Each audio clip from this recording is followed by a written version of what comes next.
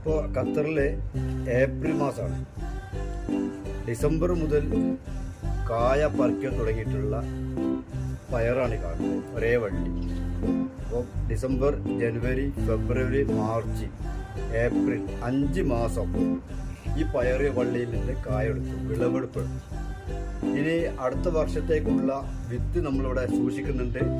അടുത്ത വർഷം ഖത്തറിലുള്ള അത്യാവശ്യക്കാർക്ക് ഈ പയറിൻ്റെ വിത്ത് നമ്മൾ കൊടുക്കുന്നതാണ്. ഈ പയറുകളോ ഇതിന് നമ്മൾ വേണമെങ്കിൽ തത്തച്ചുണ്ടൻ പയറെന്ന് അത് പറയാം. ചുവപ്പ് നിറ അറ്റത്തുള്ള നല്ല ഭംഗിയുള്ള പയർ.